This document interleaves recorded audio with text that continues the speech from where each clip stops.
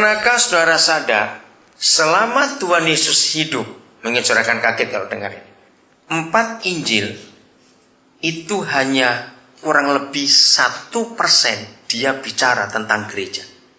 Pasti kaget saudara. Saya ulangi, saudara cari 4 Injil, Matius, Markus, Lukas, Yohanes, 1% kurang lebih dia bicara tentang gereja. Hampir 90% dia bicara tentang kerajaannya. Nah, kurang lebih 4-5% itu baru bicara soal pelayanannya. Nah, lalu apa maksudnya? Kalau gereja hanya dibahas oleh Tuhan Yesus kurang lebih 1%, ngapain kita sibuk-sibuk ngurus gereja? Jangan kaget dulu ya, jangan kaget dulu. Harusnya kita itu ngurus kerajaan, katakan amin. Karena itu yang paling banyak dibahas. Semua bicara tentang kerajaannya. Siapa ingat? Apa seruan Yohanes Pembaptis untuk membuka jalan bagi Yesus?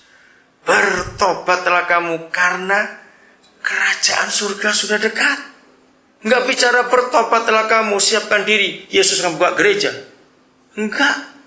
Jadi seharusnya kita ini di dunia ini paling banyak harus bicara tentang kerajaan, saudara. Bukan tentang gereja. Gereja itu hanya salah satu, kalau saya pakai kata ini, yang untuk menyatakan kerajaannya ada di dunia. Salah satu saja. Bahkan setelah gereja makin jauh melangkah salah di hadapan Bapa di surga, malah saya berani berkata, gereja itu sendiri justru jadi penghalang kerajaan itu nyata di bumi. Kita akan lihat konsep ini. Saya akan mulai dengan Lukas 12 ayat 32. Perhatikan, kenapa gereja lupakan ayat ini? Sangat indah.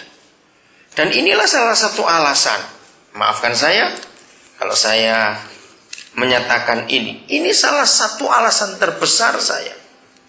Kenapa sejak saya melayani Tuhan sampai hari ini, saya tuh nggak pernah sibuk ngurus gereja yang organisasi. Karena pewahyuan ini. Tanggal 26 Agustus yang lalu, waktu itu saya di Manado, kami mensyukuri pas hari itu tepat 37 tahun saya itu jadi hamba Tuhan, saudara. Nah, selama itu saya nggak sibuk dengan gereja yang organisasi, tapi saya lebih banyak sibuk dengan kehidupan. Udah? Ayo baca sama-sama. 1, 2, 3.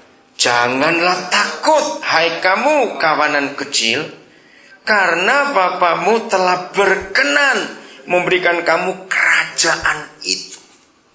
Kok nggak ada yang ngamen? Ini lebih dari duit 2 miliar dolar loh, saudara. Loh, kok nggak amen lagi? Lu sadar nggak? Bapamu itu berkenan.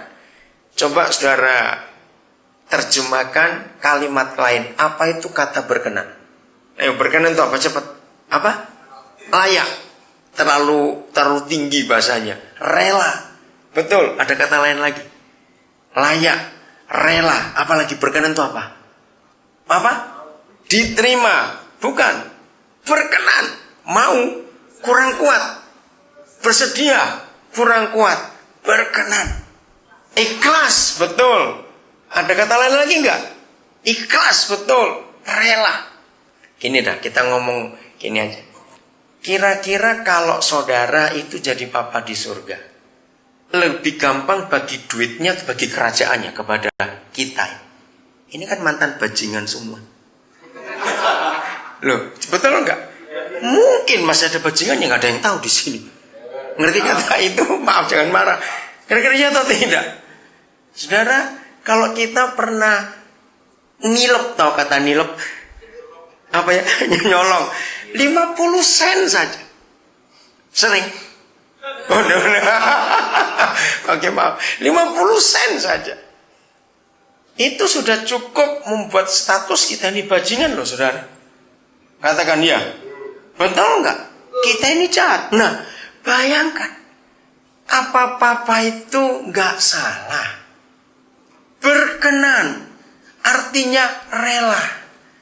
Percaya sepenuh hati, Dia tidak memberikan uang, berkat, kuasa, tidak loh. Mengapa gereja nggak pernah lihat ayat ini? Jangan takut kamu kawanan kecil, karena Bapamu berkenan memberi kamu kerajaan. Oke, mungkin agak sulit membayangkan. Saya beri contoh yang paling gampang. Misalnya, ini kan kemarin Presiden Obama ada di Philadelphia, saudara tahu nggak? Kemarin ya, sampai ditutup berapa jalan itu. Nah, misalnya suatu hari Presiden Obama entah mimpi apa, entah lagi ngalami apa, tahu-tahu semua saudara yang di gedung ini, dia ngomong gini, aku mau cuti sebulan.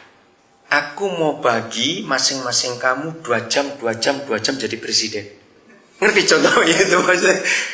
2 jam aja kira-kira mau gak? Ada yang gak? Rugi kalau gak mau, ditambah nih, kok mau dong ya? 2 jam aja jadi presiden. Nah, bayangkan, walaupun kita ini orang Amerika asli, bukan dari luar, misalnya begitu, itu kan gak mungkin terjadi.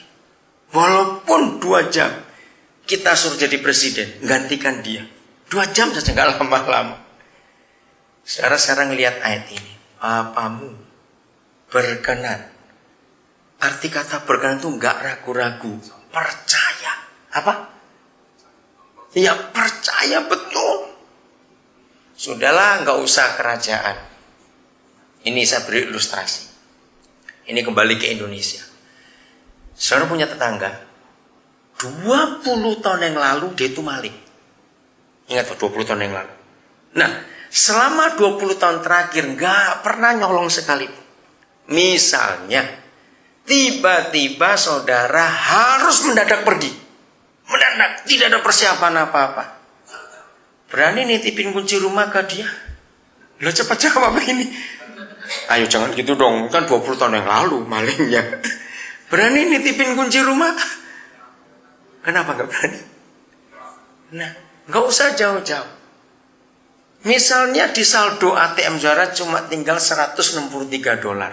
Berani gak nitipin ATM itu dengan PIN-nya ke orang yang saudara gak, yang tahu ini memang mantan bajingan nih. Walaupun cuma $163 ATM itu isinya. Siapa jawab berani gak? Nah, ini yang saya pikir. Mengapa Papa di surga berkenan? Kata ini yang luar biasa. Ingrid, carikan bahasa Inggrisnya, Ingrid. Ada nggak di situ? Coba. Ya, lihat ini, saudara. Berkenan itu nggak cuma sekedar enggak, serius. Ya, for your Father is pleased to give you the kingdom. Ada yang bisa cunggun, ada cunggunnya itu. Siapa yang bisa cunggun? Lihat, sama kenapa? Oh, sama. Pleasure, ya good pleasure, Father's good pleasure. Oke. Cunggunya apa Pak Yunus? Enggak tahu. Nah, sekarang ayo kita lihat. Apa yang muncul di pikiran saudara ketika tahu ada firman sehebat ini? Bapamu berkenan memberi kamu kerajaan itu. Nah, susah bener ah. Ini berapa bulan terakhir ini di Indonesia? Saya lupa di channel apa ya, TV. Saya juga baru tahu akhir-akhir ini. Namanya itu tukar nasib. Ya. Jadi dicari, ini kisah betulan. Jadi ada orang kaya, direktur. Ya, yang terakhir saya lihat itu, pertama kali saya lihat juga. Jadi ini direktur satu perusahaan besar. Nah, diganti dengan tukang sulap di Monas. Kan nggak lucu ceritanya, bukan? Jadi tukang Monasnya jadi direktur jadi tukang sulap. Ampun, saya lihat itu sama sakit perut. Nah, namanya tukang sulap di kantor, dia salah pencet alarm, ribut satu gedung tinggi.